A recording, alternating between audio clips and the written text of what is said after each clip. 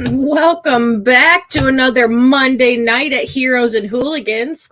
I want to thank you to Queen's Court for their epic raid. Good to see you guys. Glad to be back in our Monday schedule with our buddies. I like being neighbors to Queen's Court. They're great folks. And I was just playing over there before I came to play over here with you guys. Happy Monday, friends. Hello. Hi. Happy Monday. Hello. So, last week we premiered season 2 of our Babes and Blades campaign, Igniting the Fires, and now we are in episode 2. Last week we kind of talked about after the show, we aren't doing the after shows anymore, but after the show we talked about a new mechanic that we're going to be introducing into the game.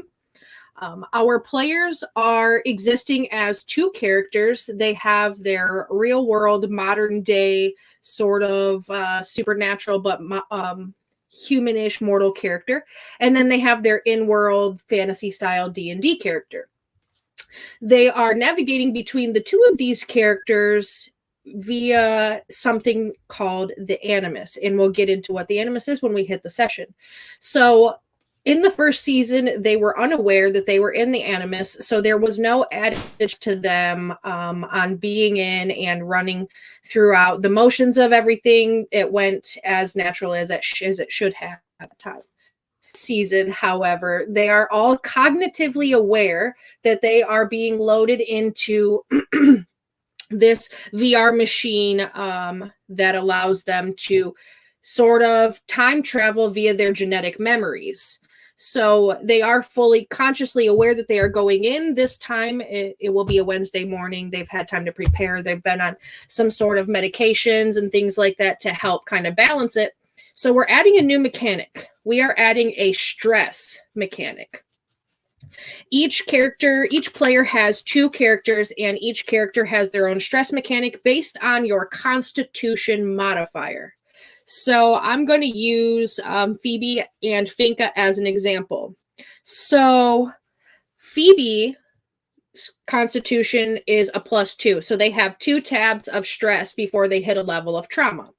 Finka, on the other hand, has 1 Constitution modifier, so they have 1 tab for 1 level of stress that they could take before they have to roll out to see where they're going to hit trauma. A trauma basically is going to be similar to an exhaustion. It's just going to put disadvantage on you in the upcoming rolls, whether it be a physical disadvantage depending on the type of your trauma, so your athletics, your acrobatics, your strength, your dex, those things be affected, or whether it's a mental trauma where you're going to be taking a hit to your intelligence and your wisdom, because those are things that are affected by your mental cognizance. So each player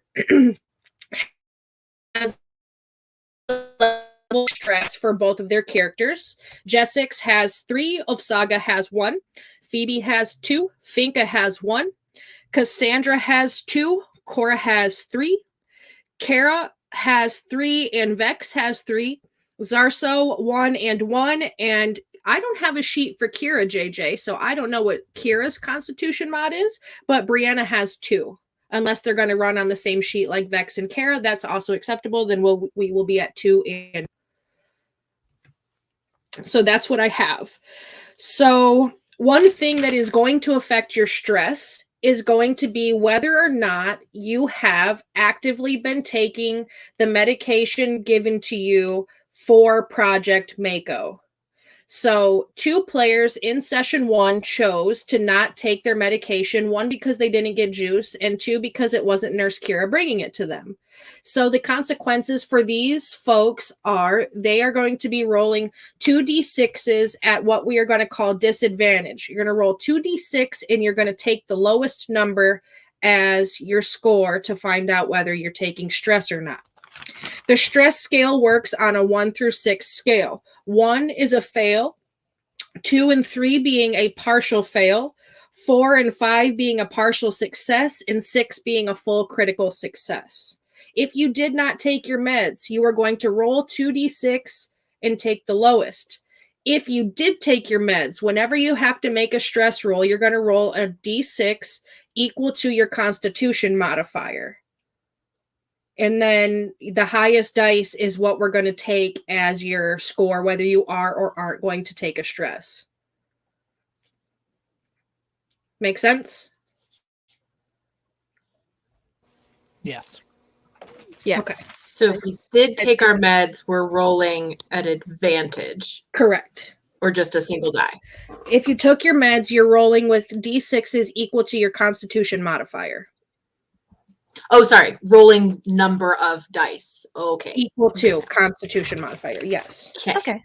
And if you I'm didn't good. take your meds, you're going to be rolling at what's considered disadvantage. 2d6, take the lowest number as your score. So Mikkel is not here today, who plays Jessix in Ulf Saga. I had them roll 2d6s outside, for example, to kind of roll through this.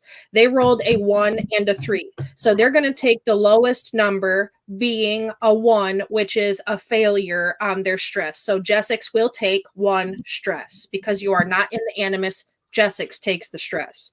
When you get into the world, into the Animus, it is your in-game characters that are going to start taking stress. Right. Okay. We'll get into ways to alleviate that stress and things along the way. Each player has provided me with a vice for their in and out of world characters, so we'll talk more about that when we get to it.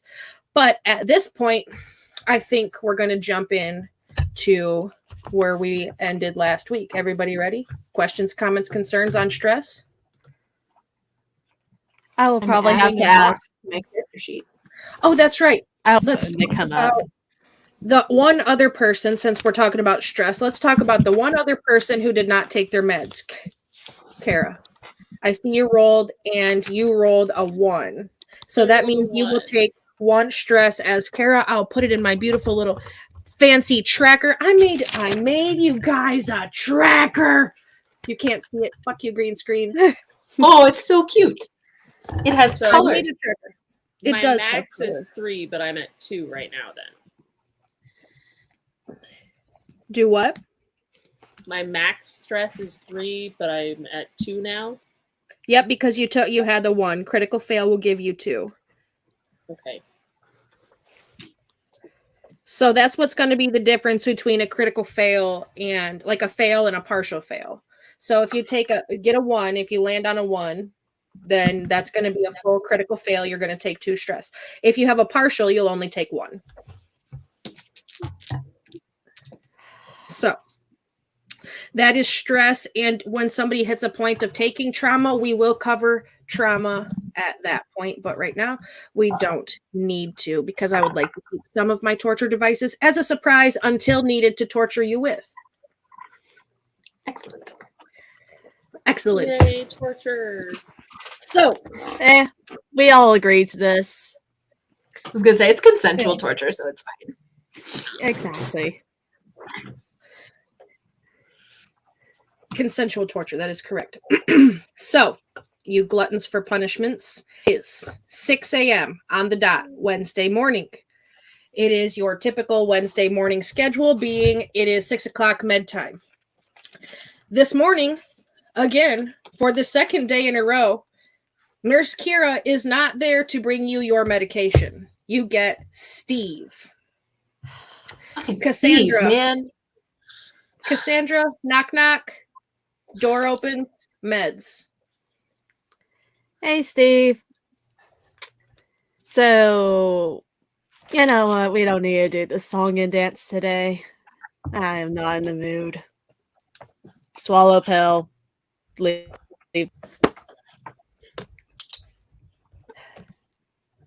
I know what's going to happen today. It's just not worth it. It's just not worth it.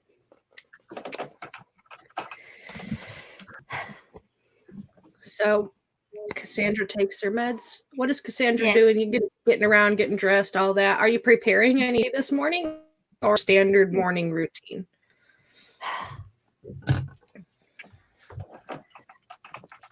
I think I spend a few minutes looking through my spell book and then going, I can't even use this. I don't know why I do this every freaking time. No, freaking freaking ancestors and their freaking ineffective methods of doing things. She's getting ready for today, and she is kind of pissy because she's not thrilled about going into the past. She never is. It always So seems to run into slightly more attitudinal, but less visceral than yesterday morning. yeah. All right. So you see Cassandra sort of getting around, and just before Steve had walked off, and then he remembered, he came back and he hands you this black duffel bag. And then he says, "Have a good morning, Cassandra," and walks off. Nope, easy shot. We're not taking it today.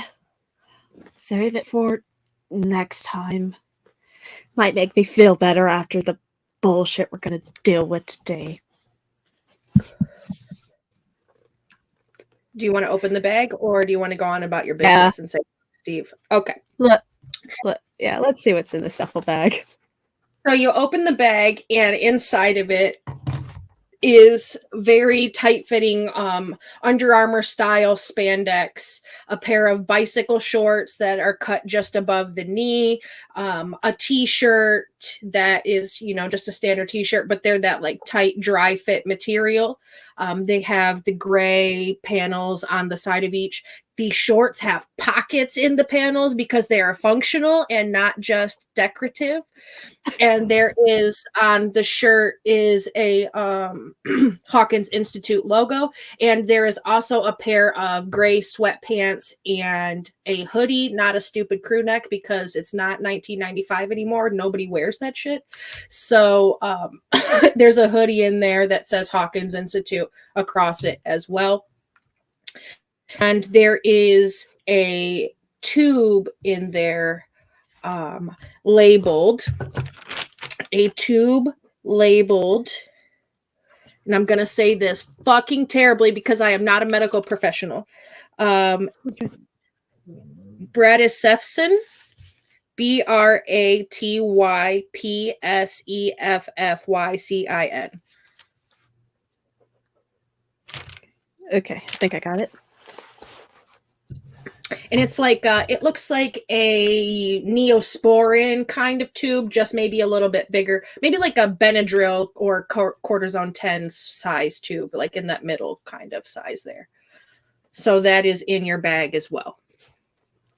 So you see Cassandra get this duffel bag, look inside, pull the shit out and toss it on her bed. And then she just kind of looks at it, picks up the tube and just looks at it. And the camera pans off down the hallway into Kara's room. Kara, it's 6 o'clock in the morning. Your alarm's going off and you hear a knock, knock, knock at your door. Kira? Is it Kira or is it Steve? It's Steve. Did you bring my juice? I didn't. I brought you water, meds, and a duffel bag. Ooh, what's in the duffel bag? Come to the door, get your meds, and find out. Fine.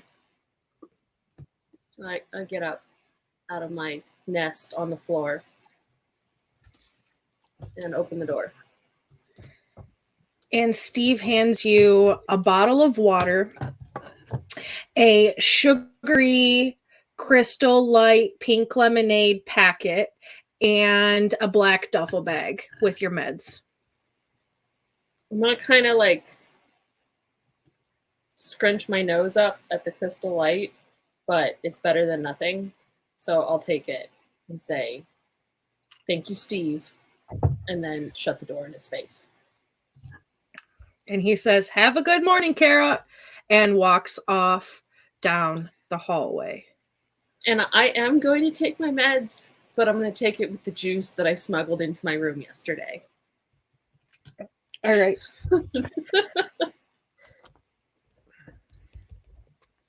And I guess I'll go through the duffel bag. I assume it's all the same stuff.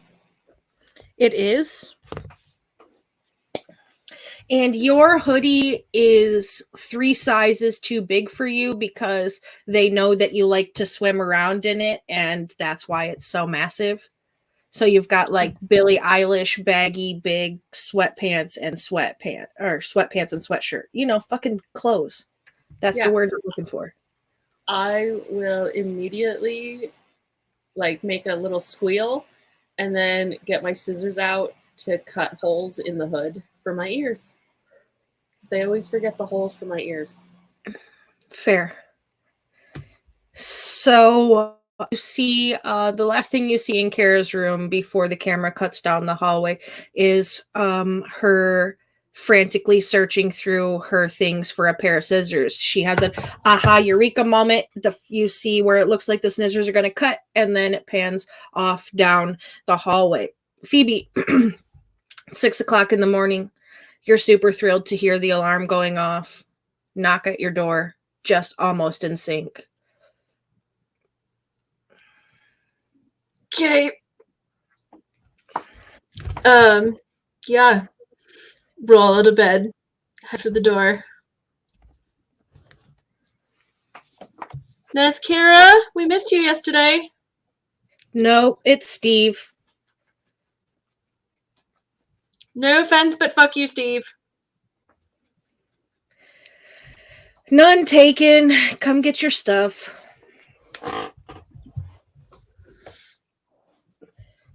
Chuck the pills, as usual. And your bag has everything the same as everybody else's inside. The more tight fitter bicycle shorts and shirt, and then the hoodie and sweatpants. And there is a notepad in your bag that says requisition receipts on the outside, and when you flip it open on the inside, it's a bunch of blank requisition paperwork so that you could fill out properly the way to get things instead of screaming at Dr. Dick the first time you see him in forever. And maybe you'd actually do your homework this way if you had a proper way of reporting the things you need for your office. Anyway, so that's irrelevant. So you have a requisition request form pad now, and you got your stuff, and Steve leaves. I'm going to shout down the hall. Steve, am I allowed to requisition people or just objects? Just stuff, Phoebe, not people. Just stuff.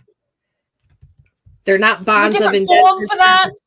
Yes, bonds of indentured servitude, and they outlawed that a long time ago. Have a good morning. See you at breakfast. I will like stick my hand through the little mail slot and do this.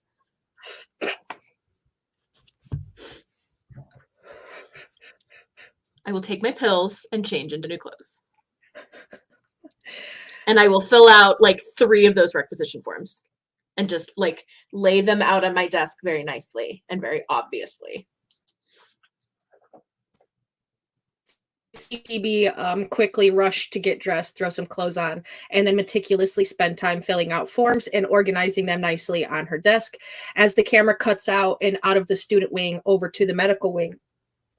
Zarso, it's 6:00 in the morning. Usually you get yourself up for meds, but you hear your door being knocked on about 5 minutes after you've already planted your feet on the ground, being as you're pedantic and get up before it's med time. I will head and go open the door. I assume it's, one of the staff. It is. It's Steve. He's smiling and he holds out a black duffel bag to you. Well, hello, Steve. I will, thank you for the supplies. He says, "Don't forget to take your meds. Have a good morning," and turns and walks off. You too. I will prep up my meds, take those, and then also prep up a anti-itch ointment out of some herbs that I have. Mm-hmm. And then check out the duffel bag, see what's in there. You have in your duffel bag the same contents as everybody else, except for you have a bright pink sticker that looks like it was made out of a piece of duct tape, and the words written on it are with permanent marker, and it says "not a narc." Almost like one of the girls got a hold of your duffel bag knowing that it was coming to you, so that way you could stick it to the front of your hoodie. Very good. Very good. With me, I promise. Very good. I will. I'm fully gonna say if no one else takes credit, it was me. I was going to blame Cassandra, but I didn't want to blame Cassandra. Like I'll take the blame. I will change into my new clothes and proudly slap the sticker on my chest. And kind of just get ready for the day with my meds taken and my herb mix made. All right. And then down the hallway from Zarso, all the way at the end of the medical wing, is an exit door. And you see, we move out the exit door and you see a little cottage that sits out to the side of the medical wing. It's a very nice, quaint little cottage. It matches the rest of the sort of stonework on the big building. Not the actual institute building itself, but you see there's like a little cobblestone path that leads from that exit door out to the front of the cottage, and then there's like a path that goes to the other direction. Laid some beautiful little flowers outside, but most noticeably a very well taken care of, very well manicured herb garden. Things growing in the herb garden that you normally would only see growing in tropical climates or could be done successfully in a greenhouse, but they all appear to be growing perfectly and healthily outside of this little cottage. The camera cuts in through the door and we see Nurse Kira sitting at her table having a cup of coffee, and there is a knock at her door too. Oh. Well, I'm going to go and open the door and say, hello, who is it? It's Steve. Good morning, Nurse Kira. Have something for you. Oh, good morning, Steve. How are you doing today? I'm doing fantastic. I've only been insulted. He counts on his fingers 1, 2, 3, 4 times this morning. Oh, well, you're already off to a good start then. And then I'm going to take the duffel bag from him. Thank you, Steve. Thank you. Have a good morning. See you at breakfast. And he turns around and leaves with like this big, cheeky, bashful grin. And he like shuts the door gently and walks away. Okay, so I will put my bag on the table where I was enjoying my coffee, and then I will rummage through it and see what I have. You have the same things as everybody else, the uniform sort of style stuff, the tube of ointment, serum, whatever the hell it is. Nobody knows yet. It's something. And you also have a case file that matches the one that everybody else got. You just were not in the meeting. And you have a dose of medication brought to you instead of having to go to the lab and get it yourself. Okay, so I will go ahead and take my meds and just I'll probably go and get a cup of water and then just take it with a little bit of water. Okay, so everybody's taking their meds. Kara's taking her meds with sugar. That will be a problem probably. And you go through your normal morning routine. You get dressed, you go through your journal, you go through and do your side effects, all of that fun stuff. At 7 o'clock, you journal. 8 o'clock, you go around for breakfast. You have about an hour for breakfast or so. And then you're the loudspeaker at 9 a.m. calling for Project Mako. Cassandra, when you went in to have breakfast, much to your surprise, Phoebe was there already waiting for you. And she brought you something you might find rather interesting. Hi, you're up early. Well, I just wanted to be here to have breakfast with you. I know our first interaction was slightly awkward, so I've brought something to maybe remedy that. And she's like smiling. All right. What'd you do? She hands you a brown paper sack like gift bag. It's very rustic. It's got a little sprig of lavender tied to the handle, and it says Goodwill Hunting Rock and Crystal Shop on the side, and she hands you the bag.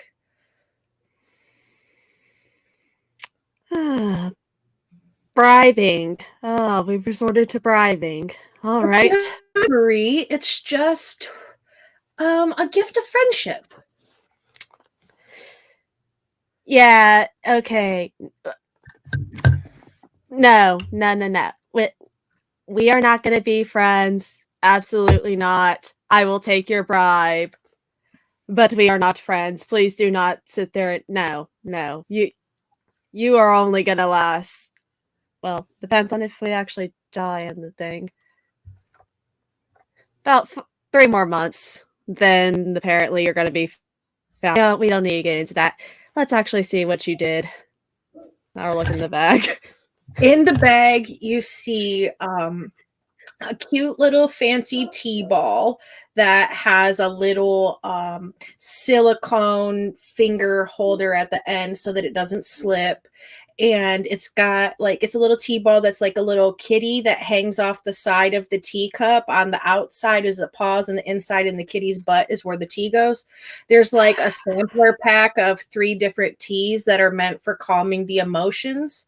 And then there's very clearly a novelty shop sort of crystal ball that has some divination instructions next to it, but meant to be like a here, maybe this will help sort of thing. A little bar of chocolate that may or may not contain psilocybin. It's totally up to you if you want to eat that. So it's also to get you into a happy place. Effort vaguely appreciated. I can at least pawn most of this off to Kara. So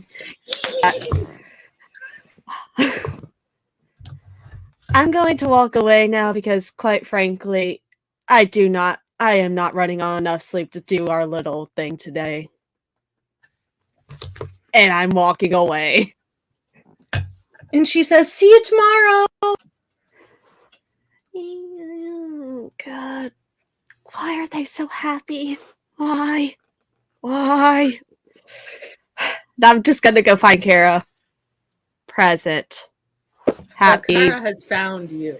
She smelled the chocolate. Here, happy birthday or whatever. Unbirthday, I think whatever. it's an unbirthday, but thank you. And Yeah. she's gonna eat the chocolate. Okay. Yeah. Dope.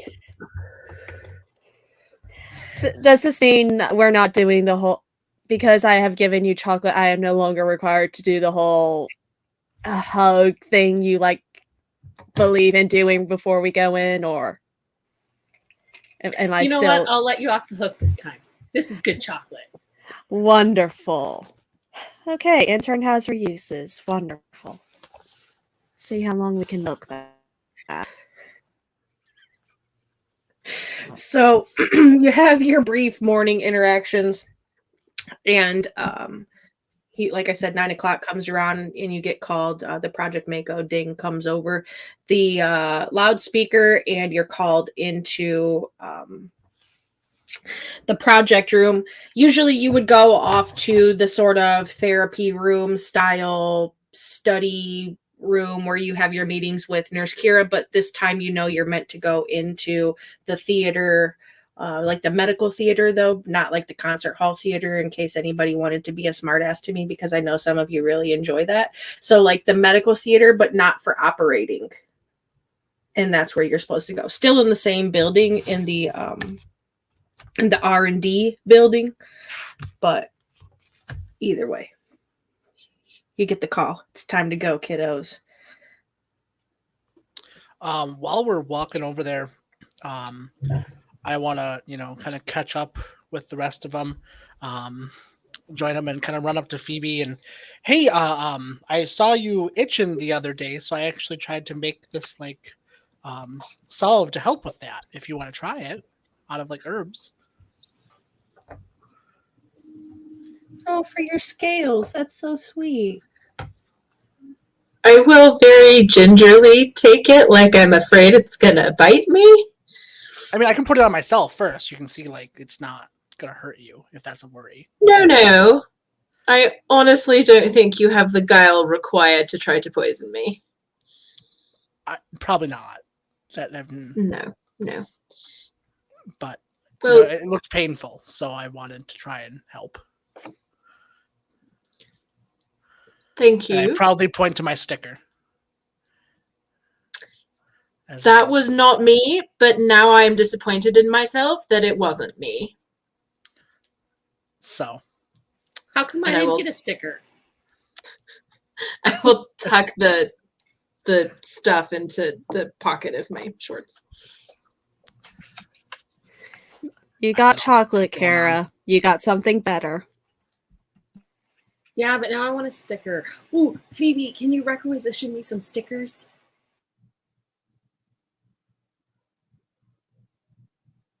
Maybe. I don't know about stickers. I know I could requisition a bunch of lab tape, like the cool, like multicolored stuff, and then you could make stickers out of it. I love it. I love it. I think I don't know. I don't want to get my requisition form privileges revoked because I just got them and I actually do need them for important things. So I don't think requisitioning stickers would be good for the longevity of this privilege. But lab tape is definitely something that fits within the realm of what I'm supposed to use this for. I'll But take it comes in pretty Just take colors, the things. so yeah.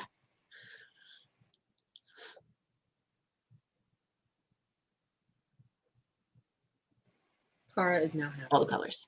All of them.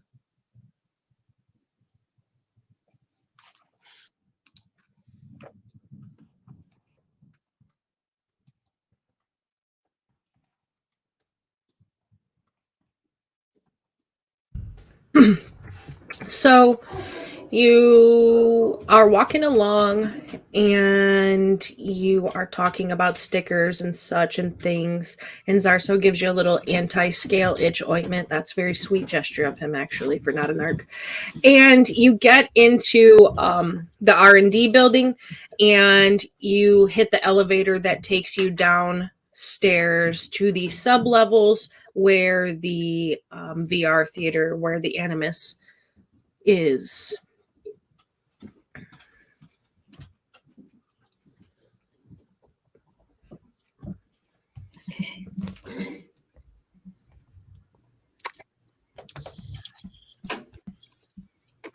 If there's a point at which we go like around a hall, like a corner in a hallway, I will hang back and like wait until Zarso can't see me anymore, and then I'll take out the tube and like furiously rub it on that one scale that was itchy, and then put it back in my pocket and pretend like nothing happened. So you're going to come into the front of the R&D building the same way you always do.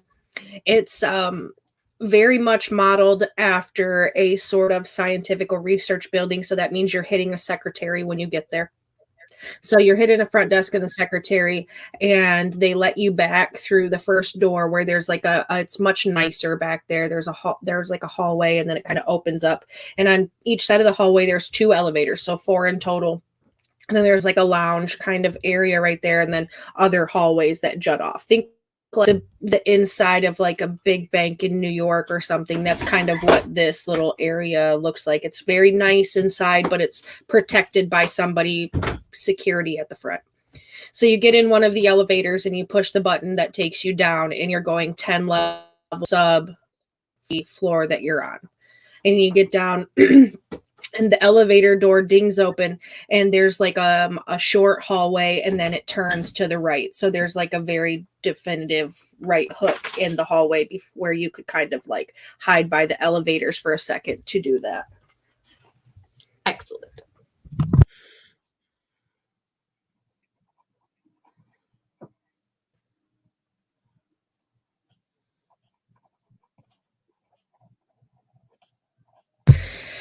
And you go down the other hallway, and it's not a very big hallway because it leads pretty much into the operating theater. Well, not operating, but the theater. It's pretty much what this whole entire bottom floor is here for.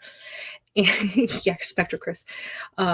So you go in, and it's like a set of like double doors there at the end. You know how like when you go to the hospital, there's like the handicap button you can push, but otherwise from that, like you're supposed to push it open yourself. It's kind of like that kind of door, but it's locked, and there is a button that you have to push that like the camera kind of pops on so they can see who's out there before letting you in. So you come up, you do the thing that you're supposed to do, you push the button, camera pops, they see the four of you, and they open the doors and they let you in. The first section that you come into kind of like there's like a small hallway on the right side with two doors on the left before there's another door that opens up actually into the theater itself. And what those are is their locker rooms. So it's there's a male locker room and a female locker room. You can go in, you strip off your sweatshirts and stuff, put them in your space. Any personal effects you brought with you, you're able to put them up safely. There's also showers and things like that in there to get cleaned up. You know the routine. You come in, you hang your stuff in your lockers. Kara, you've got a locker in there that's full of random shenanigans because 9 times out of 10, you have something in your pocket that you shouldn't, whether it be snacks or stuffies or crayons and colored pencils and drawings and things. If Jess were here, the inside of her locker looks just like the inside of her room and everything else. It's all full of her like scribbled notes and red yarn lines. Phoebe, I assume that yours is just as similar as your room, all organized except for that one little I shove shit in here when I just am in a hurry space at the bottom. Cassandra, yours is pretty empty. There's no hooks in there. There's no shelves or anything. It's pretty much just like a big rubber box. And it's got like a you know how they have those like file folder holders on the outside of your door that just kind of like leans out a little bit that you can stick stuff into? You know what I'm talking about? Yeah, it's kind of got something similar to that built into the wall of it, where it kind of just leans forward and gives you some space to tuck your hoodie or whatever down in. But yours is pretty barren. And Zarso, you just have like your standard locker. Yours has whatever. It doesn't have anything in it because it's the first time you've been down here. So you just have a locker. You have a key. They told you before what one it would be. There's nothing in it because you've never used the Animus before this time. I want to add that one of the things that Kara pulls out of her pockets to put it this time includes a half-eaten pancake and some bacon. She had the pocket bacon going. She's gonna refuse to take her hoodie off. Just saying.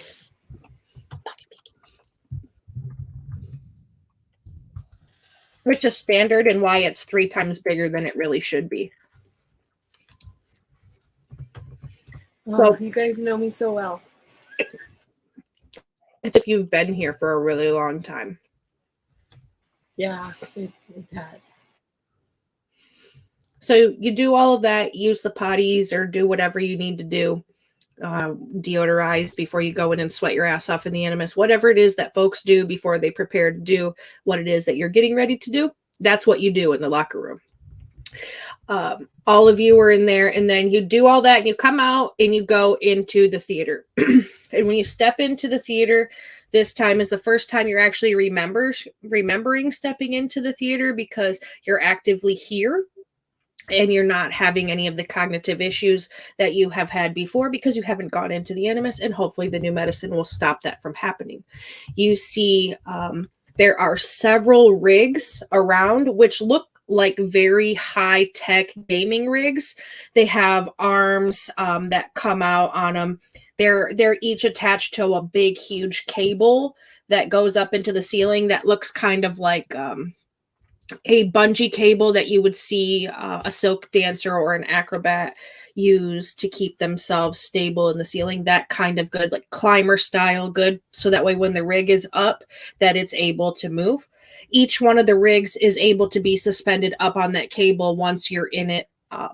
You see each of them has like all wires through the back of it. You see the part that goes on your heads, and then there's like a metal spine kind of part that comes down the back. And then there's like a foot platform where your feet kind of slide in, and then part for your arms, where there's and things that are kind of like hanging there. But once you put them on, it's very much like a 3D green suit that you would use if you were being used to animate a character for a video game or something. That's how it feels. Like each one of the little things is attached to your digits, your individual fingers and toes, things like that are able to be attached to these sort of cables that kind of move you through the VR space when you're connected. And it also is for your readings, your heart rate, your blood pressure, things like that, just to make sure that your levels and things aren't going off. So they serve as a monitoring system as well as the technological scheming of the machine itself. So there is rigs set up, several of them in here. Some of them are out of commission. You can see off to the side, they look like they're broken. Something may have happened when being used, or they were prototypes or something. There's a few off to the side of that, but you see Dr. Dick, and you see two new staff that are dressed the same way Nurse Kira would normally have been. But you also see Nurse Kira for the first time in a couple days, and she is dressed as if she is ready to load into the Animus with you. You're sending us with a narc and a babysitter. Admittedly, a really good babysitter we actually like, but it's almost like you don't trust us. And that hurts. That hurts a lot, Dr. Dick. It really does. I just furiously point to my sticker. Did you see my sticker that somebody decided to give me that, clearly identifies? I'm okay. I don't know. I feel like only a narc would wear a sticker that said not a narc.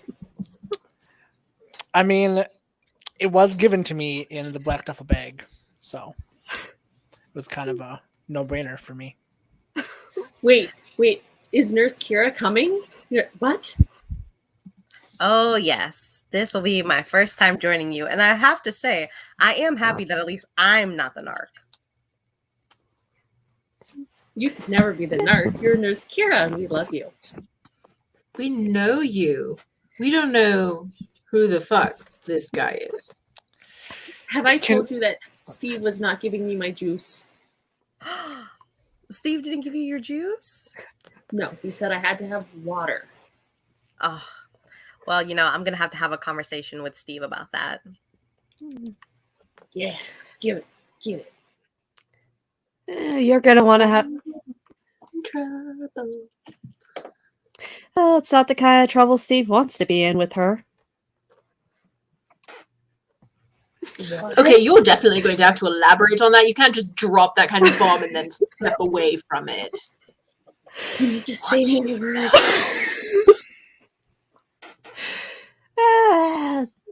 Steve's marriage is falling apart. He's kind of trying to rebound. He's trying very hard right now. Oh, he's not good enough for Kira. No, absolutely not. Oh, I'm gonna have to figure out then how to let him down gently. Oh. You really don't have to. I mean, I think you'll be fine. Correct. I mean, but he's kind of going through a lot right now, and I don't really know if I want to be the nail in the coffin. I want to try to do it gently. I mean, I could do it mean, but I still need him to function here. I mean, I know it's not a lot of functioning that has been going on apparently while I was gone, but still, I need the bare minimum. Oh, he's not even managing that. He keeps forgetting my juice. I mean, that's a fair point. Para, darling, from what you told me, it definitely sounds like he purposefully did not give you your juice. Yeah, he's a meanie. I think this is more malice than it is incompetence, although there's a fair amount of that too. I mean, to be fair, didn't we discover that the whole, sugar and meds thing was not a good combo? And that, my darlings, also, is why you are the knock. I mean, I don't really see the connection between narc and factual truth teller, but Look, they've been telling me my whole life that I'm not supposed to take my medicines with the juice, okay? But it's never made a problem before now. Okay? Okay. I have to have my juice. And you're going to see what appears to be fire kind of light up Kara's eyes. But she controls it.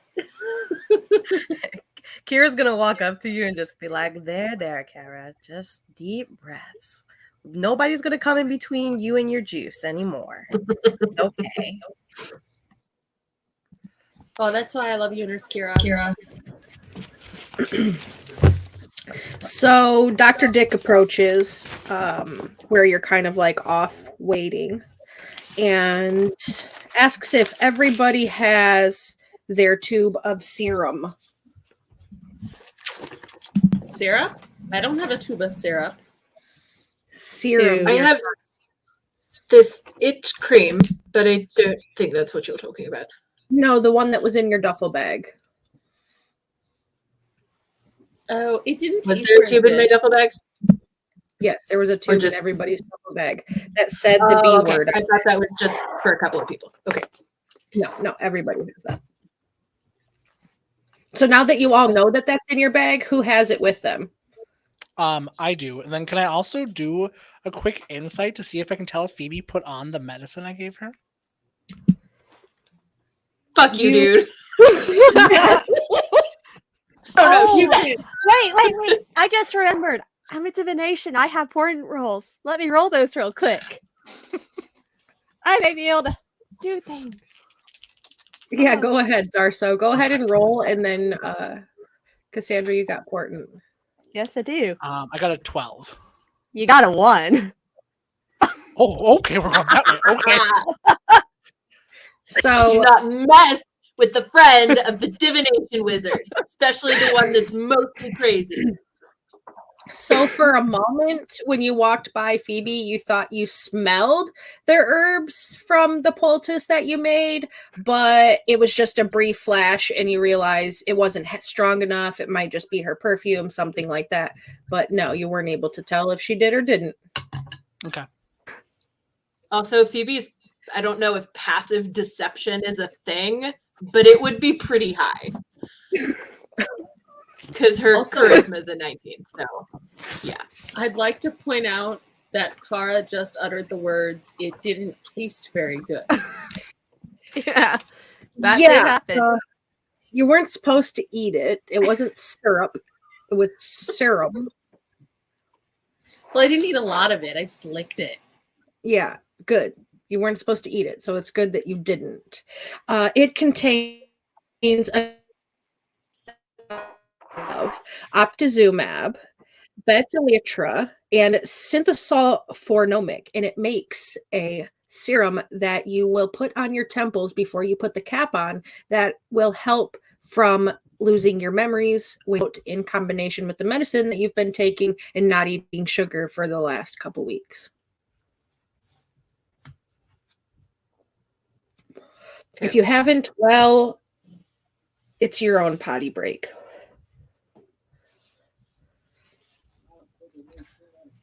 Kara was not paying attention, but okay. Are we applying that now? Is that what? Yeah. Okay. Kira will go over to Kara and just do it for her. Just put it on her temples. Yeah, I'll go There, ahead and put there. mine on. Thank you. So you all got your change of clothes. He's running through this prep checklist. You've gotten your serum. Now let's connect your rigging harnesses, and you see there's a cart being wheeled up that has what looks like hiking harnesses, kind of, but they're more like a 5-point hiking harness rather than just the lower body. It's got over the shoulder straps, maybe something more along the lines you'd see if you were going zip lining or something like that. But Skydiving. like a whole shoulder over the shoulders, down your back, around your hips, and over your legs sort of harness system that will be what will be connecting you into the rig.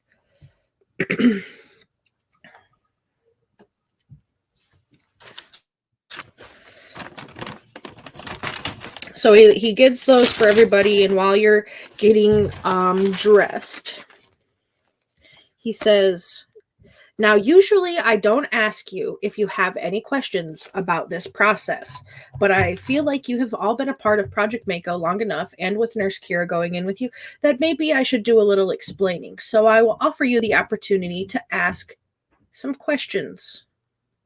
Simple ones like, what is the Animus?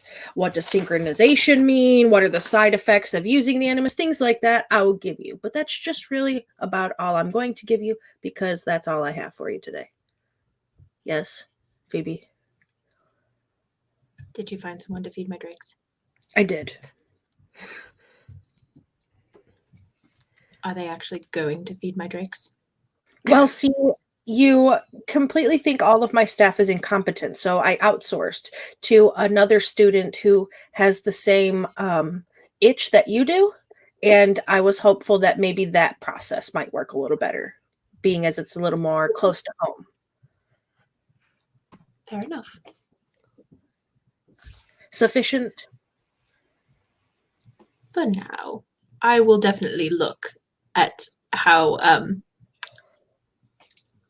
much padding they have on their ribs when we get back. It was none at all last time.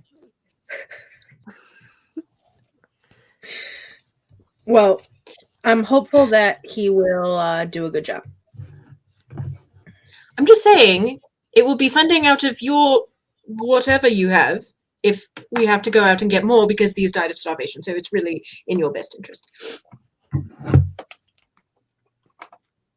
I will take your word that you found someone competent.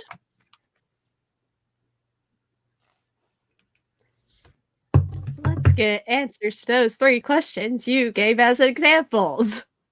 Oh, so you want to know those 3 specific questions? You know, that's a really great thing, because I just happen to have very scientific explanations for each of those 3 questions that you decided to ask Cassandra. You know what? Gold star for you. Gold star for you, Glenn Coco.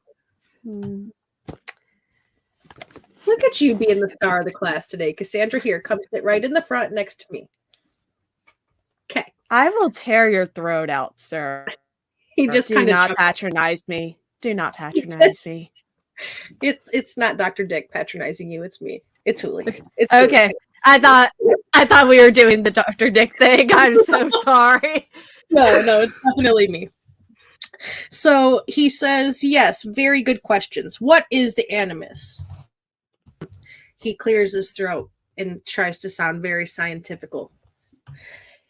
The Animus, or animi when it's in plural, like this, is a VR machine developed by me, Dr. Richard Hawkins. It allows the user, me also, to read a subject's genetic memory and project the output onto the external screen in 3D, subject being you. Okay? Okay. Yes, Kara? What is a genetic memory? It is a bit of memory passed down from your ancestors through your deoxyribonucleic acid coding. It's in your Dana. Oh, okay.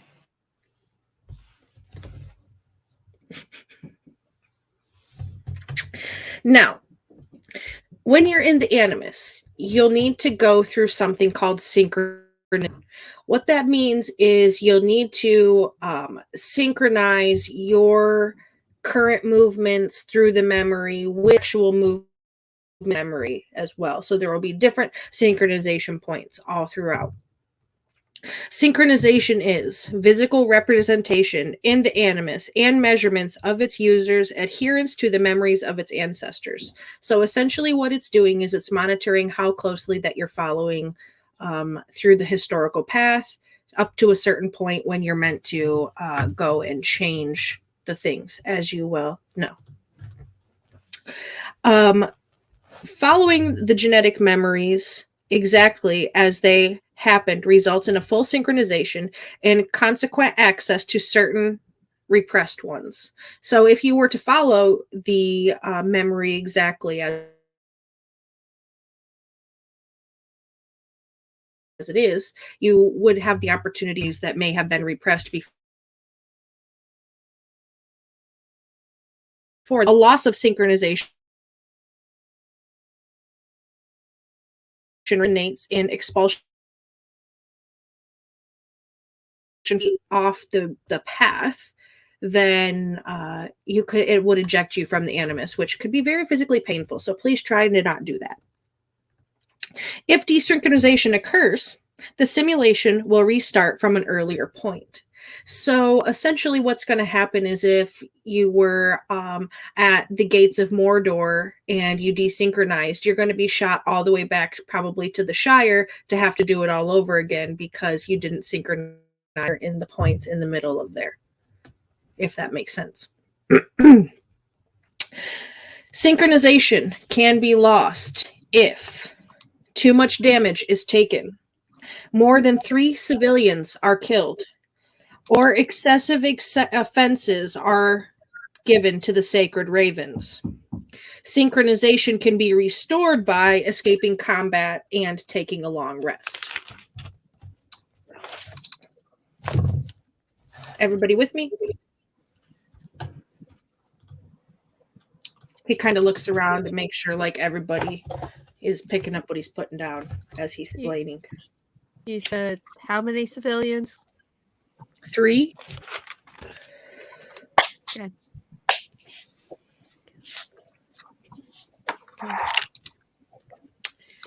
And now side effects. This is something new that we're recently discovering with some of the other patients of Project Mako needing to be removed from the current lineup due to side effects. Some of the things that we have come across that I am legally obligated to tell you are it is prone to causing mental instability. Prolonged use causes a condition known as the bleeding effect, which blends the real-time and genetic memory of the user, transforming thoughts, skills, and experiences from the ancestor to the descendant. Continued and uninterrupted use of the animus often results in mental degradation of the subject and, in extreme cases, total psychological instability. Now, the medicine we have been providing for you has been in hopes to sort of mitigate these effects and experiences and keep them from happening. So we've been giving you 2 medicines part of Project Mako. The first one, the Oprogene, is your power suppression to kind of keep those things on the DL in the real world. The second one is the dibinagerate, which is for cognitive functioning, which is to help kind of keep medical chemical imbalances in check when you're coming in and out of the animus. The bradycepsin serum is also to help with the diboriginate.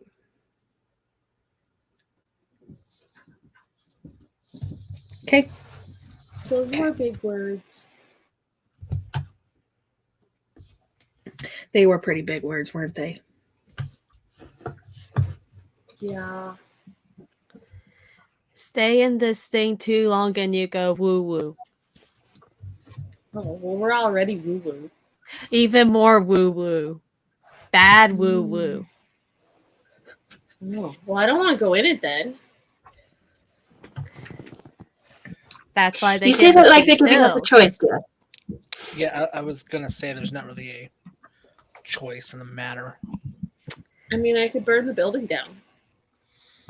And Not with those lovely drugs they give us. nope. Maybe burning the building is a little bit excessive. Don't worry, Kara. we'll all be together, so we'll all be okay. Okay. Okay.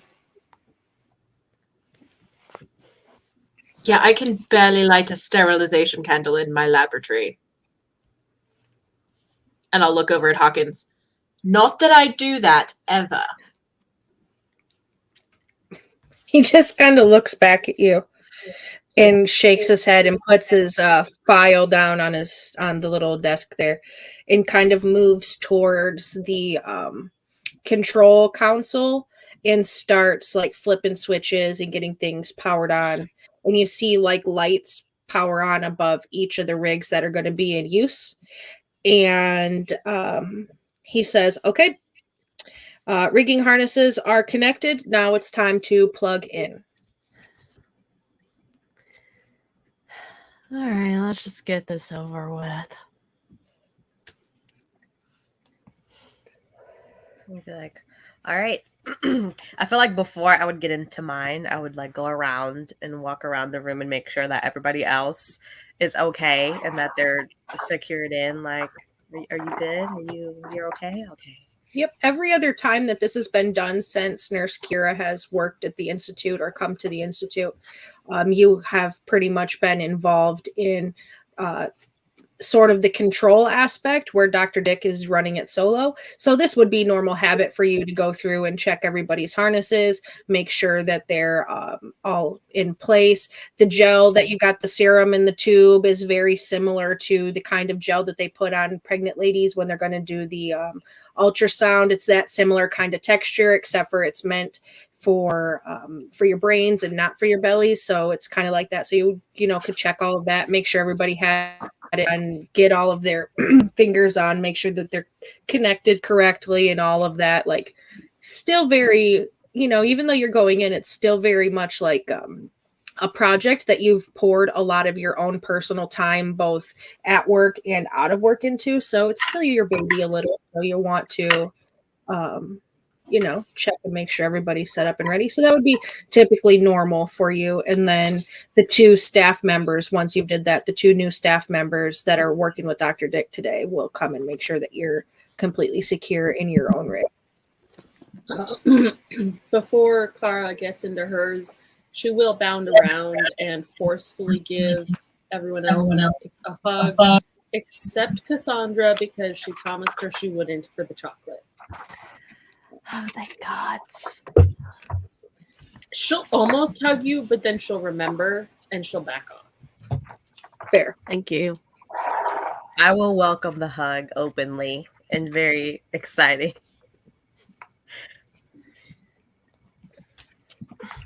All right. So everybody gets connected and plugged in. So that step gets checked off the prep list. All of the lights in the theater around, aside from the ones in your rigging, kind of go to like a almost dark completely, but just like a very, very dim, just so people can still see where they're moving around and things. And when you're all in and the lights dim, Dr. Dick flips the green switch on the console. He flips the switch. Each of your rigging mechanisms kind of raises up off the ground a little, suspending you. And you're able to kind of like get loose, I guess you'd say, like get your fingers moving, get your legs moving, kind of check everything, make sure that it's like responding to your movements the way that VR rigging should do. And you do all of that, you get prepped and all of that. And you see each of your like rigging harnesses and all of the stuff around you has pretty lights for monitoring different things. Each of you can see where your heart rate and your oxygen levels and all of your like standard stats and things are kind of there. Your blood pressure cuff, you can feel it decompressing and reapplying pressure every so often to make sure that it's like constantly maintaining. And then you can see like a brainwave scan on the other side of your rigs. These are pretty large rigs spaced out in a very large theater, each of them allowing movement when you're up and in the Animus. None of you have ever seen this, but Dr. Kira has what it looks like when others are in the Animus, but you're not. What it kind of looks like essentially is Japanese wire fighting, where you're kind of moving through the VR simulation in your harness. So if you're doing a flip 6-3 hold, thank you, honey, and you're flipping like an acrobat, then you're doing that in the air through the simulation. So your harnesses are built to kind of sustain the movement, the weight, things like that, but also to continue to move with you with all of the tech. So any movement you make, it kind of moves with you, and they navigate around each other. So if one of you goes high and the other one goes low, like they're not going to ever connect with each other. The harnesses, they're never going to crash or anything like that. We're not playing bumper cars.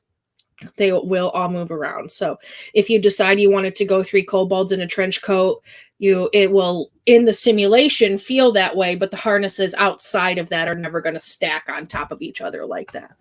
But aside from that, it's just like,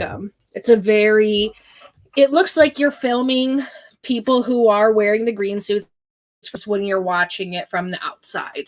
That's pretty close to what you're visualizing on the outside. So plugged in, up, slightly off the air. They don't pull you all the way into the air at first. You're only about 6 inches up off the ground to give you some clearance and movement room, things like that.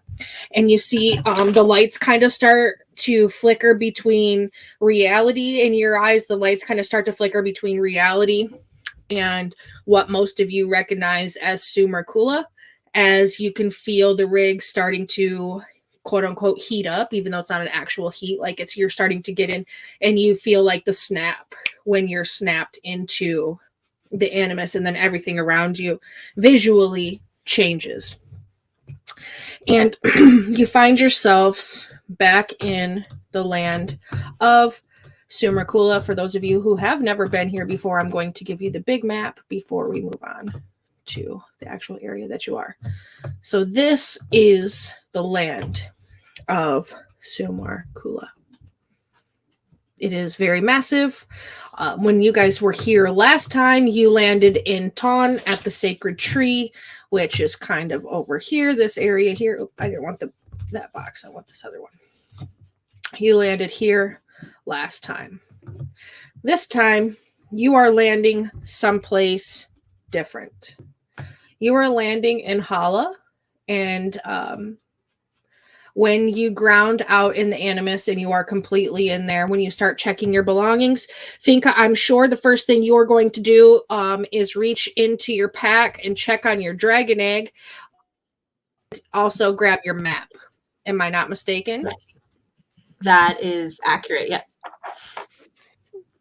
So when you look on your map, and you're kind of looking at the surroundings around you. You've been to Hala before, so you kind of do recognize the greenery, the shrubbery, the kind of things that grow here in comparison to the other places you've been. But you do not know exactly where in Hala that you are. I'm just showing you on the map for information's sake for your notes. Okay? All right. How's the dragon egg? Well, you're level 3 now. I am.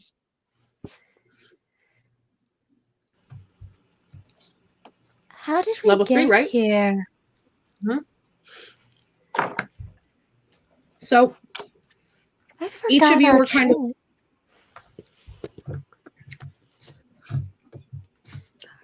Each of you is kind of coming into this current reality now. Cora asking how you got to where you are. Kara probably just, or Vex as equally confused. Brianna, you don't remember this. Like, you've never seen any of this before. And Finka, you're probably handle everything calm, cool, collected, and with a little bit of snark, if I'm not mistaken. Yeah. Okay.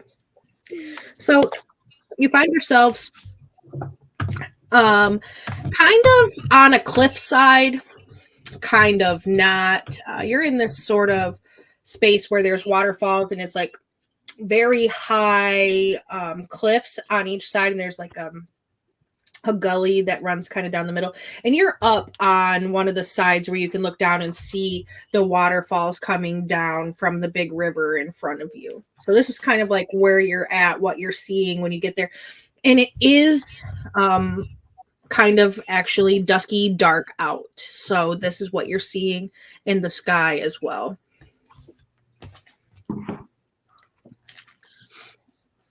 Oh, this is pretty. I like it here. It's lovely. I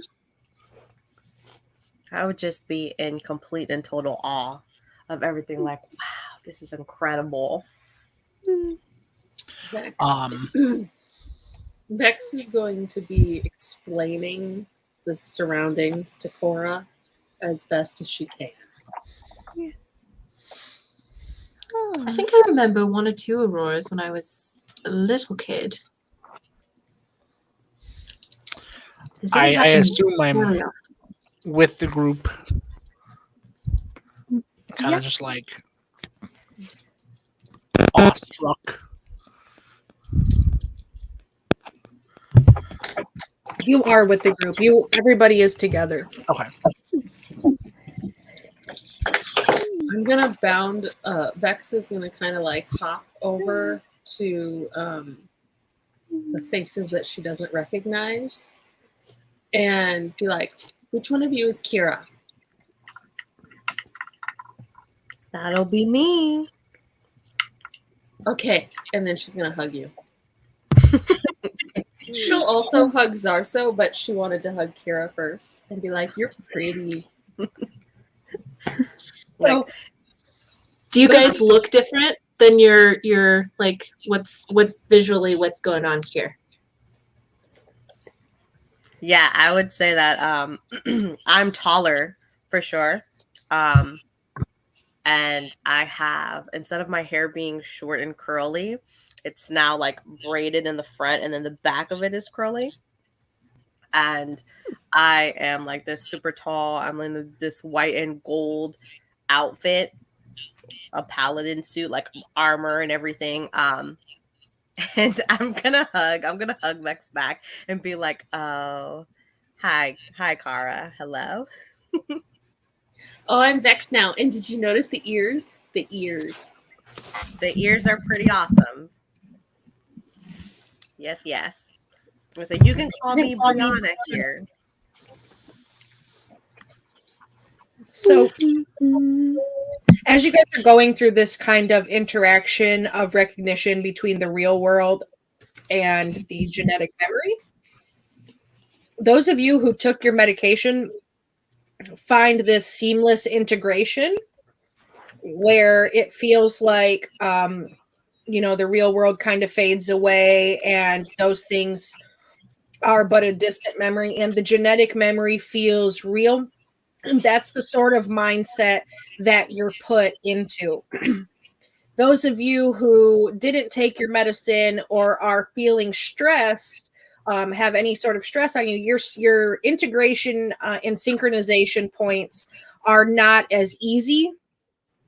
And it's almost kind of painful for you. It feels like the shooting pains that you would get from a tension headache that you get behind your eyes or something like that. You kind of feel that kind of sting as you try to integrate when you're having moments of recognition before after about 20-30 minutes of being in Animus, and the place that you're at is a place that Finka would have very quickly recognized that she would have put you guys at for camp after tracking through where you're at. So it's a very recognizable vantage point. Once you're kind of like here and there, Finka, you would recognize it's a camps, like it's an area where you guys think it's safe to camp, where you have tracked them to.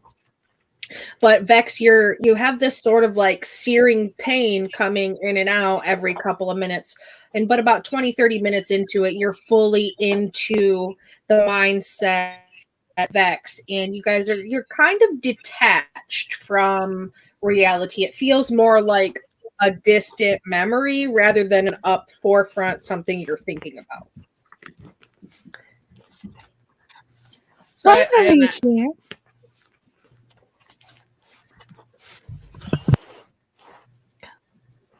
What was that? Sorry.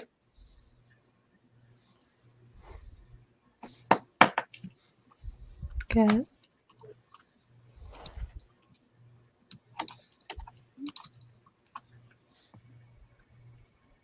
I can quick explain, what I look like too. If you Yes, like. please. So everyone can still call me Zarzo. That is a family name. From ancestors. The only thing really different about this Zarzo is my eyes are almost gem-like, where it looks like they could be almost sold for money with how like shine, like dazzling they are. And there's kind of just this like almost celestial like faint glow about my skin.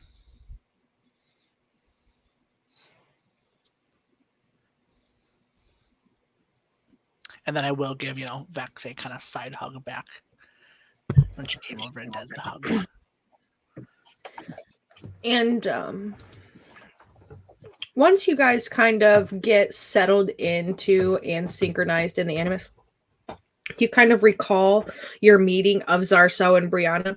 You came across the two of them at one of Arendar's poetry nights about 2 years ago. And it's been 2.5 years since you were since the last point you remember here. So it's a 2.5 year progression. And about 2 years ago is when you met Brianna and Zarso at poetry night.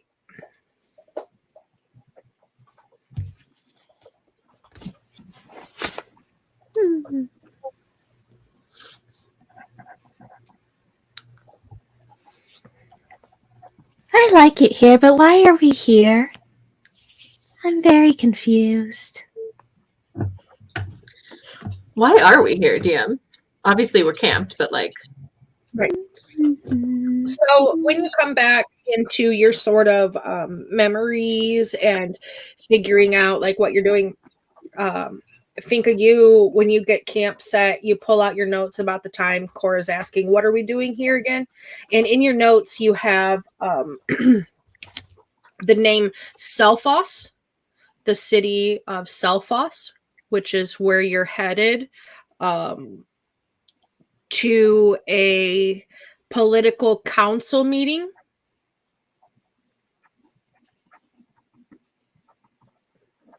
can you spell that, please? Selfoss. S-E-L. Okay. Mhm. And that is according to our map. It's in Thinker's Journal. And Selphos is in Hala. Okay. Is that one of the places that are marked on here? It is a place that's marked, but it doesn't have a name. Okay. I'll share it back on the map. I have it here marked. Oh, is that the place you had circled? Yes, correct. Okay. So you're Okay. in the vicinity of this place. You're But you're quite there about yet. right. Yeah, you're about back here, but in the Okay. vicinity of. Okay. You're close, just not quite there. But your notes tell you that you are meant to head to the capital city of Hala, which is Selphos, and that you're there for via invitation of Frigg. You are there for as political envoys for a conclave meeting.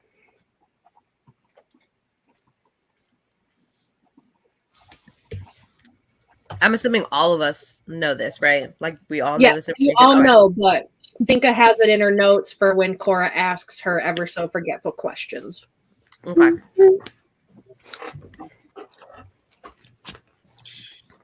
We're heading to a conclave meeting at the Capitol, remember? Oh, is that this week? I thought that was a Yeah. month later. Okay, okay, We're almost there. okay. At Is least Frigg DM, it gonna looks be like we're almost there. I heard two people talk at once. I'm sorry, what? think you go I just said it looks like we're almost there. I said we're almost there, but I might be lying. And I said, is Frig gonna be there?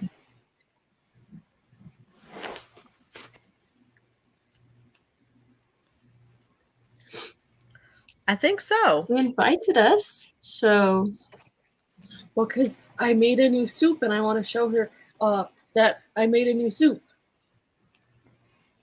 It's a is that the very one good from last soup. night or the one from like last week? Well, the one from last night, silly. I ate all the ones from last week. No, I'm just meaning that the ones from last week. Do you remember how we all had to run into the woods real quick, like an hour after dinner? No. Okay, well, we were sneaky about it. We did, so maybe don't show her that one. Well, of course. I'm going to show her the one from last night. The one from last night was fine. At least it Yay. is so far. I like soup. Not the one from last week. Ever to anyone. It just needs a little work.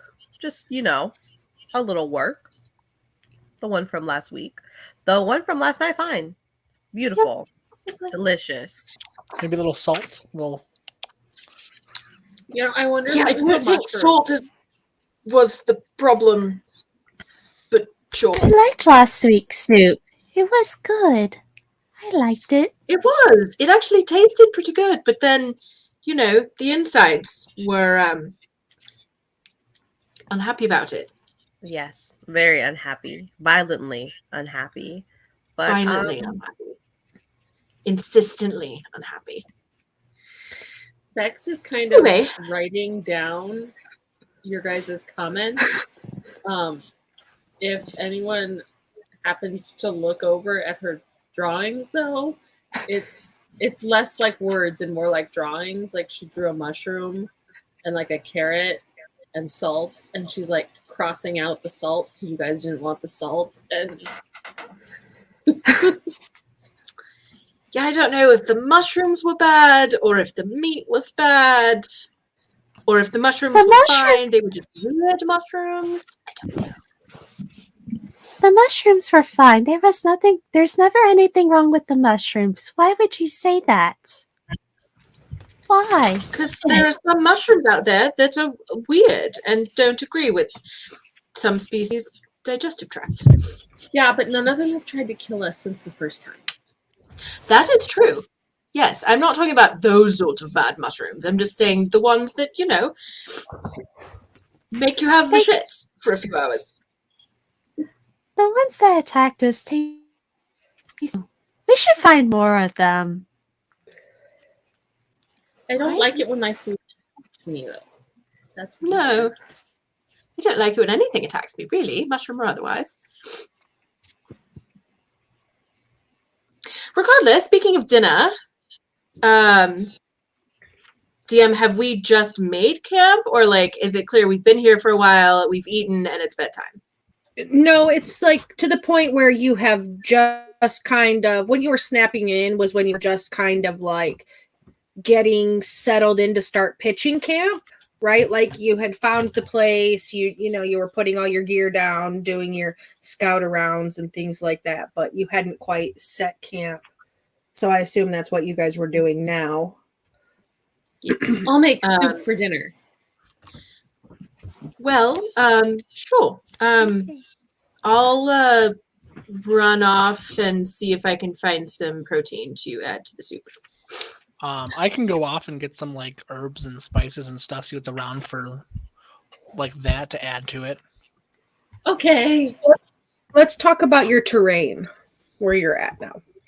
That might So you've come out of the kind of foresty area of Hala, and you're in more of a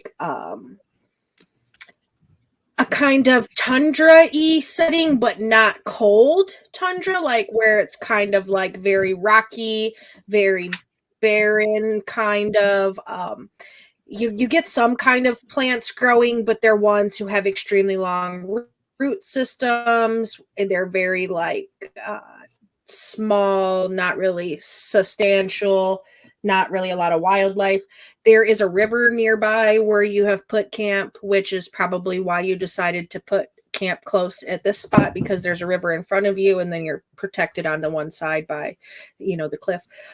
In the river, when you try to like look for fish and things, you're not really coming across maybe what seems like a minnow or a guppy here or there, but they're very few and far between. And there's not really vegetation in the water itself either. It's very fast moving. As you can see, it plummets off a cliff face into deep dark abyss of whatever is down below there. You don't know yet. I know you don't. Mwah, ha ha ha ha. That's ominous. I mean, is this the sort of place that might support, I mean, I don't know, small mammals, Maybe like a jackalope, tundra bird, a grouse or something. Yeah, maybe like some little jackalopes here or there, and some kind of bird that can nest in things that are like tumbleweeds sort of style vegetation and brush, maybe one or two things, but they would be very sparse and few and far between in this particular area, which is unnervingly desolate in comparison to a majority of Hala, which is very green and flush and kind of wet and marshy in some places and thick foresty, like jungle style vegetation in others. Well, I guess maybe I'll kind of look around and see if I can't find something. If you can give me a really good, several little things. if you can give me a really I'll good, give it I'll give it like half an hour, and then if I don't find anything, I'll come back. Would you like help? Sure. I can help you.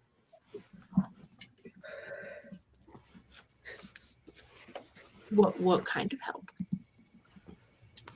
As in, I go with you and use, I guess, blind sense to tell you if I feel anything nearby. providing advantage. Yes. That sounds lovely. So give me a 16 or higher to find out if you find something. I will do that. And Cora, give me a perception at advantage as well. Okay. Ooh, all right. That was a natural 16, so that's a 21. Ooh, It's yeah. going to be a 13. Would you prefer something of the avian sort, Finka, or small mammal? I don't think I care. Maybe a bird. Maybe a bird. A little less gamey, maybe. Like Grouse or a ptarmigan or something like I was just gonna say, you and Cora are out, and Cora hears some rustling in the bushes, and when she points you in the direction, shortly after, you see a bright orange beak, black and white bird fly from the brush, and you're able to quickly snag yourself a ptarmigan. Thanks for the assist. If you can do an 18 or Cora? higher, I'll say you got 2, and that'll be enough to feed everybody, because one's not going to feed all of you. It would be a little, it wouldn't be a ton. I mean, it would all go in the same stew, but yeah. So If you another can survival. get an 18 or higher, I'll say you got 2 of them. All right. And if you get a critical, nat 20, I'll say you got 4. That wasn't as good as last time. Let's see. No, that's just a 15. Yep, so just the 1. So you got just the 1. It's not a lot, but Zarso- it'll give us each a few bites of protein. Yep, it'll give you something. Cora, I asked you to roll a perception. You said you got a what? A 13? 13. Okay. Zarso, give me a survival check while you're off kind of trying to forage for any edible foliage. Alrighty. Ooh, not. That's a 7. Yep, nope, you don't find Okay. anything. You do find some stuff you could toss in the fire, but nothing that really looks like it's edible. Some Alright. very like brushy style shrubbery kind of growing back towards where you just walked from, but nothing with berries or edible leaves or anything. But it looks like it would make good kindling. All right. I'll come back. Nothing. Berry wise, herbs, spices, but other than kindling, which kind of sucks. But at least the attempt was there.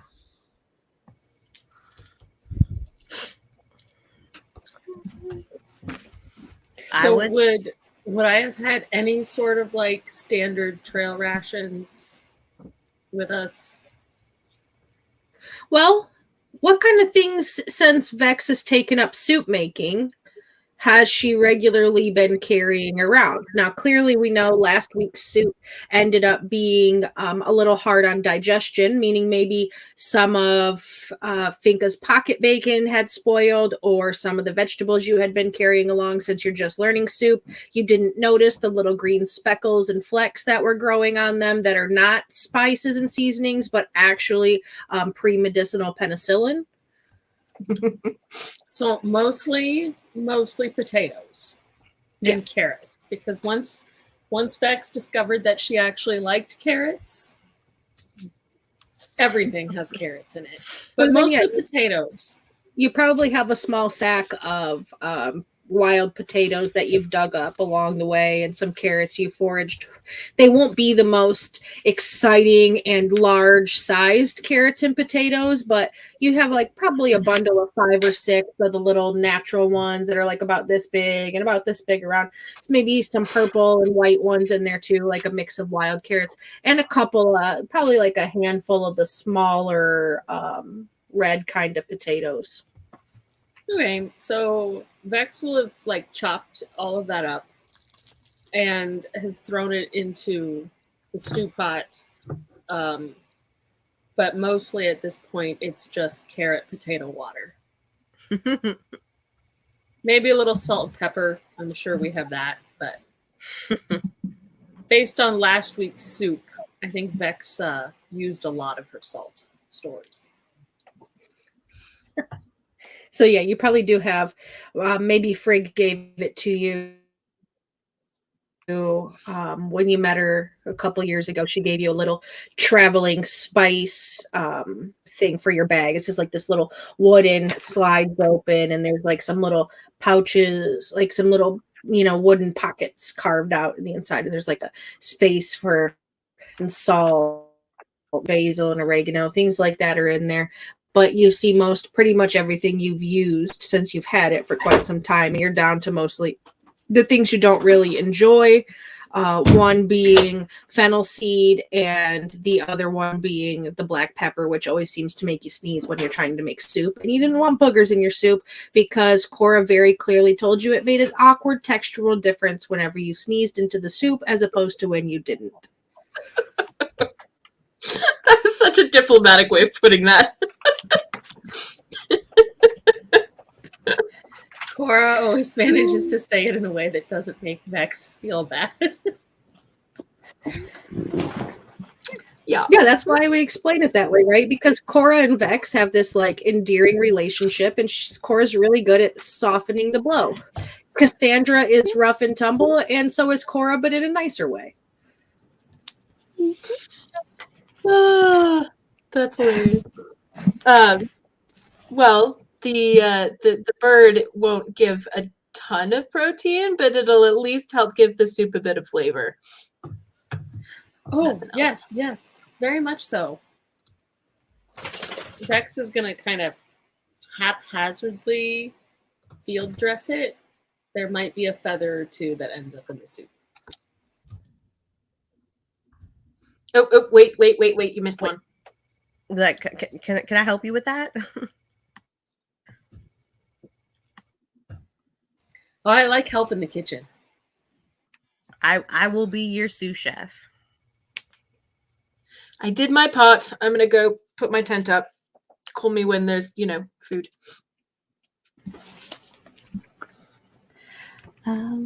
I think Cora's just kind of going to sit at the edge of this kind of cliff where the waterfall is, and she is just enjoying the sound, enjoying everything. Maybe sticking her hand in the water every now and then. Cora, I'm you just be gonna- careful. I'm good. There is a large, precipice like 3 feet from your foot. So, Who has your highest passive perception? That's a great question. I've got Rex is in the 15. 12. I have 14. Have 12. Who said 15? Me. I think Saga's might be higher than mine, but she's not here tonight. So Right. So, all right, Finka, when you guys are like, after Vex has gotten soup done and it's kind of like the chill out portion of the night before you make your way on to the place that you are headed to, you kind of like you're sitting around and you hear some noises that kind of stick out from the sounds of the waterfall, but they are coming from like deeper in the gully.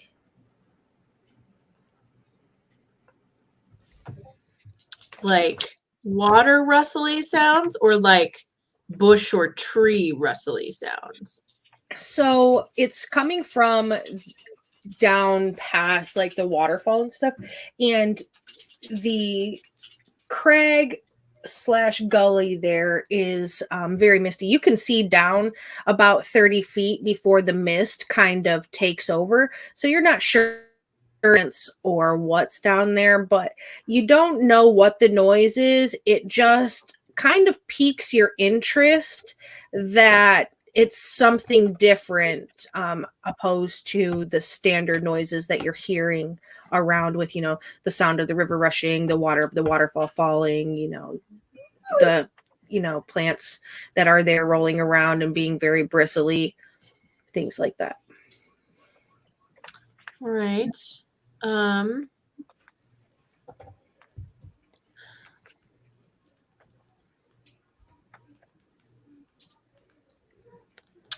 I will go over to where Cora is.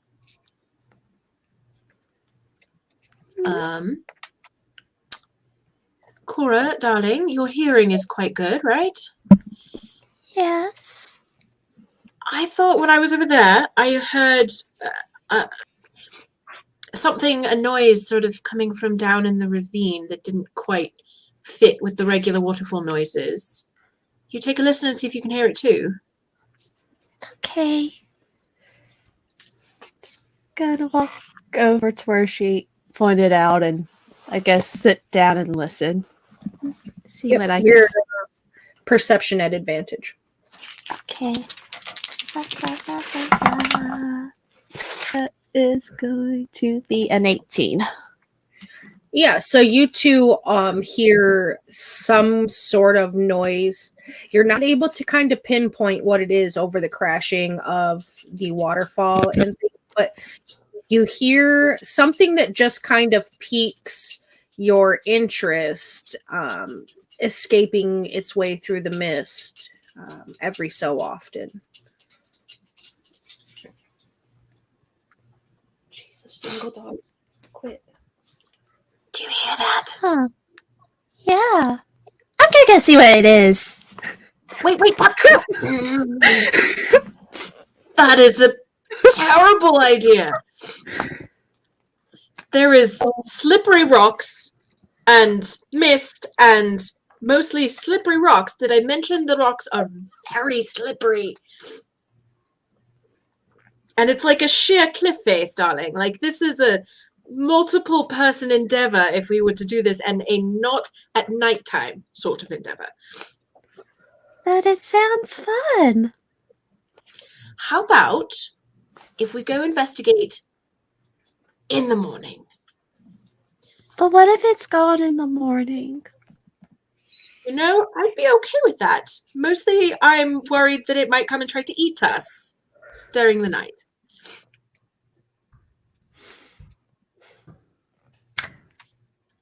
What's Cora- gonna eat us? There's noises noise. down there. There's a noise coming from the ravine. It's probably nothing. But we should definitely, have someone watching while we sleep. We've gotten sort of lax about that recently, but and in the morning, if the noise is still happening, then we can go down and see what it is. I mean, I could like light up a pebble. We could like throw it over there. See if we can see more. How You can certainly try. That mist is pretty thick. Go for it. There's the mist. Go for it. Can't hurt to try. I want to see a pebble. Light up a Yeah, pebble. I'll grab a little like I don't know, palm-ish sized rock if possible. Enough. I feel like there's definitely a lot of rocks around, even if there's no plants or animals. Cast light on it and kind of like lob it, in that direction. See if anything kind of does anything. If we see anything, Okay. that, like Roll shines. me- Roll an unarmed strike for me also, and tell me what that is as you toss this. Okay. What additive will I do for that? I don't do a lot of like not. It should be on your character sheet. I don't know what your stats are offhand. Would it be strength or dex? I mean, Let me get the strength. okay. Oh God. Okay. Okay. 11. Okay. Minus 1. So you see Zarso kind of toss this lit pebble out, and you can watch it fall for, the 30 feet where it's visible, and then probably about another 10 feet as it drops into the mist before the light disappears. But you don't hear it hit the bottom.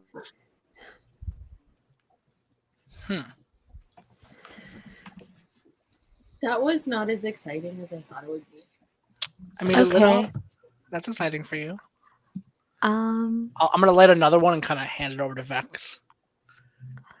Yeah, I'm gonna throw it down into the ravine. how far strike. down does this mist go? I think pretty. The mist far. starts, about 30 feet from the cliff's edge. You don't exactly know how deep it is. But Vex, roll me an Okay. unarmed strike before you're thrown. I rolled a 19 for an unarmed strike. When Vex launches a pebble out into the mist, you can hear it hit something, and it sounds like it's connecting with metal, like a large pinging metal noise. But it doesn't seem to come from too far down in the mist, only about the same distance where Zarso's disappeared. About 50 foot down is where it sounds like the ping comes from. Okay. Now, I'm no like I don't know, super intelligent in that regard, but like I don't think a metal tinging noise in water is a combination that's normal. Okay. Maybe there's a building down there with like a tin roof or something. Like in the water? I have idea. I next have to water? idea. I have What? idea. What, Cora? What? Yes. You're shaking. Do we Like a have little rope? chihuahua. Do we have rope? Do we have rope?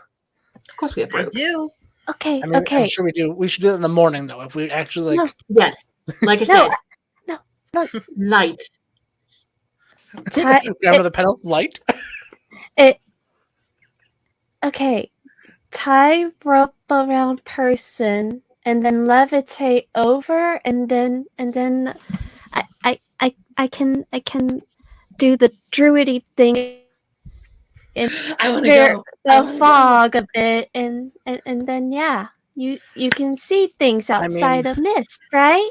Right? That sounds lovely, except that it's dark outside right now. What I if there's something scary down there? Yeah, I think we wait till morning, and then do the plan. I That also sounds like a have another good idea. plan. It's a beautiful When plan. when it's light in the I have morning. another idea as well, but I'll save it till morning. I mean, I could light Does light something on make a fire. difference? Does light make a difference? I think Well, the probably rest of us just don't some know visual that. clarity, you know? Okay. Might cut through the mist a little better if we have some daylight. Oh, Yeah. We'll just, make it harder for if that happens to be a scary monster. Make it harder for it to sneak up on us. Oh. But the darkness I'm not saying it means is a that scary we can monster, sneak up but- on it. I It's not That is exactly how that yes. works, but I'm gonna go over Morning. to Yes. in the morning. Brianna, who is in like full metal armor, and be like, I don't know if stealth is the best for this right now. Just Clank. having a Clank. thought for you. Clank. Okay. Um, I mean, Ooh, wait a minute. Give me a rock. I'm gonna grab a rock and I'm gonna throw it at Brianna, aiming for like her chest plate. it's just gonna ping. visual make- example. Does Actually, it that sound make the same as when the rock hits something down there? No, it sounds so Brianna's armor sounds much more like hollow and less sturdy than what the rock that you hit sound with whatever it was that you hit with the rock sounded like. All right, so probably not a person wearing armor down there. Doesn't sound the same. Cora, throw me. In the morning. Right. Do not do in the that. morning. Yes, Do I not think. throw the Vex. I also think that maybe in case there is something down there, the person who goes down there should probably be the one who's not squishy. But I'll just light them on fire. And like I said, I do mean, have another idea, but I that's want to wait fair. till morning to share the idea. Okay. We can all go down there. Vex, if it's something scary, you can light it on fire. All of this depends on it being light outside. Wait, one more question. Is it just water down there, or are there actually rocks? We can't see. The mist is too thick. We have no idea. I don't want to go down if it's just water. Well, I think lowering someone down on a rope or this levitation business will tell us that in the morning. Okay. We don't know what the land looks like down there. We don't know what else is down there. If it's a scary monster, we know zero things. Ulfie would let me go. Do you guys What's smell in the something dark there? burning? Do you guys smell something burning? Vex, darling, do you want that soup to be edible? It's always edible. Your soup is burning, sweetie. Fine. Back there. Just give it a stir and then you can come back. You just can't leave it there. Guess I'll go back and stir my soup. I'll go with you. I think we're done over here. So I'm gonna pull Finca aside. So I want to talk about my idea for tomorrow morning. See what you think. Kind of like All right. sidebar. Knowing what I know about my ancestors, I know that I can actually grow celestial wings, and I could possibly fly down, and view what is happening. But I know that can be kind of Really? like scary, possibly, to other people when they see that. So I want to see what you thought. DM, is Since this I'm- something he would have done previously in the 2 years that we've known him? I think probably Or is this new? not. As Zarso is the same line of descendancy that Kadra was. And if you remember, Kadra was extremely disconnected from that portion of herself. So I feel like Zarso opening up and offering to use this would be sort of new and a bit of historical past information that maybe he hadn't disclosed about his ancestral lineage, because it's not something that he would normally say. Bringing up his ancestors isn't normal.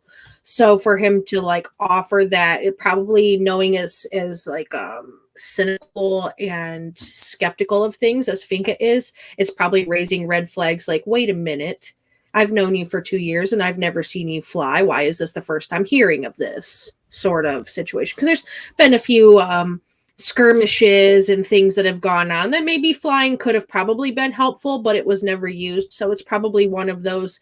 Finka remembers a battle 1.5 years ago where you were battling some bandits that had tried to rob you while you were sleeping on a trip, and you could have like escaped quickly, or there was a plan that could have been done if you're flying, and Zarso didn't mention. So it's probably one of those very Finka moments. Wait a minute, if you could fly, why didn't you do so at the Battle of Westbridge when we were fighting those punk ass bandits that almost got away with all of our treasure? If I didn't use my one special arrow I was saving for Falcor when I get to kill him someday. Something like that. Narc alert.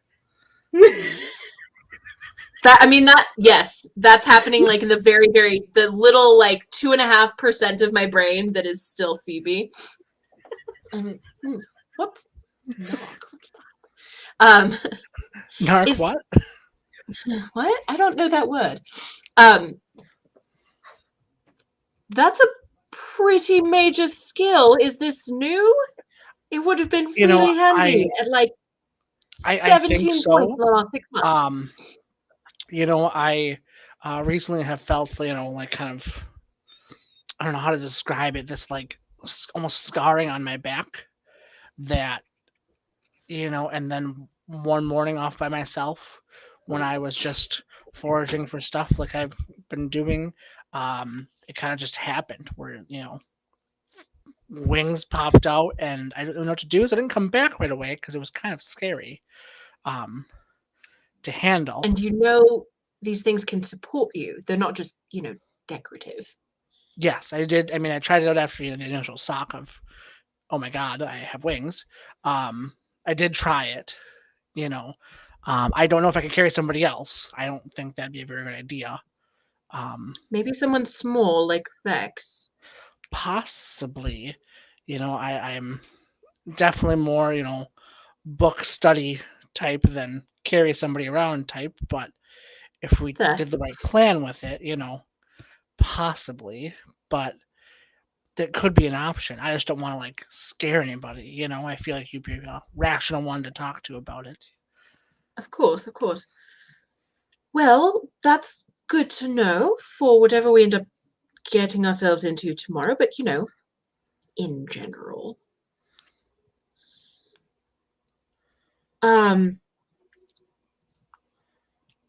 Okay.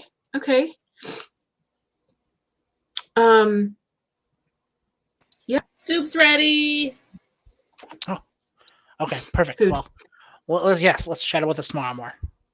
Get some soup. Yeah, let's make sure we warn people about this before you actually do it. Yeah, right. if we do it, Okay. But we might be able to take your thing and Cora's thing and yeah, we there's ideas we can do, but we can do all that in the morning. I mean, yes. Yeah. Right now, food and then sleep. Yeah, so you guys, Vex hollers that soup's done, all of that. You guys come over, you have dinner. You kind of talk about a few of the things that have gone on, maybe reminisce a little bit. And usually Vex is off to sleep first, but tonight Vex offered to take first watch, and Vex is up for watch. So as skeptical as you may be about it, you're like, well, we can't always treat you like a child, because the last time we told you couldn't, you wild magicked all over the camp and we turned into chickens. So we probably should let you watch, since we're on a cliff face and nobody wants to chicken bok themselves off the edge. She can do it. Of course she can. Vex, darling. Very responsible. Very responsible. I want you to look me in the eye right now and tell me you're not going to go down there by yourself in the dark. Okay. No. Say the words, please. I'm not going to go down there by myself in the dark. Excellent. All right, I'm going to bed. Yeah, Finka goes to bed, Brianna goes to bed, Zarsa goes to bed, Cora goes to bed, Vex cleans up soup and stuff, and you guys can hear Vex out there singing. You know, you can hear the dancing along and things. Vex just being Vex as you kind of fall asleep.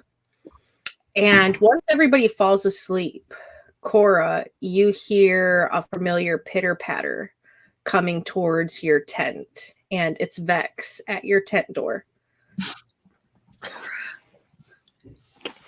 Yeah. Wake up. Jesus Christ, too. I'm not there. Yeah. I'm not there. I want to know. We have to go inside and see what it is. We have to go. We have to see what it is. I want you to throw me in. Okay. Do we have the rope still? Yeah, I got the rope. Or do I I'm actually? cleaning up. Okay. All right. And yeah, of course, like, okay, yeah. We're going to go. And I did not lie to Finka. I am not going by myself. So Cora and Vex go over to the edge. And when you guys get over to the edge, Vex, you are able to see what a very rocky carved staircase that goes down and like zigzags down the side of the cliff face, and you see it kind of disappear into the mist. You have pretty good vision at nighttime, so you're able to kind of like pick this out as you approach. Okay. There's stairs. There's stairs going down. Oh, should we take the stairs? Yeah, but you have to stay behind me and be very careful because, you know, I don't want you to fall. Okay. Okay. And Okay. I'm going to take Cora's hand, both to lead her and because I'm a little scared. And we're going to start walking down the steps. So you head down the steps and you get down the 30 feet where the mist really starts to thicken up. And once you sort of cross into the mist, you start to realize that once you're in the mist, it's not as thick, but you can really only see a good 10 feet in front of you or behind you. And you follow the staircase all the way down, and it lands you at the base of this rocky cliff. And you see something in front of you that actually kind of blows your mind a little bit because you didn't expect this to be. Whoa. Oh. It's a little And city. you very soon realize that this very wet, partially drowned, desolate city is where the noise was coming as some creatures sort of crawl out of the openings in the buildings around you. Oh. Ooh. They're not cute. They're like ugly, waterlogged, drowned, zombie, flesh drippy people. Look, I you can't don't see know what 'em. I think is cute. Okay. I can't see. I just know something's coming. Yeah, and they smell like a combination of your stomach's contents after last week's soup and your neighbor's terrible pickled herring project that's been sitting on their back porch for probably about 6 months.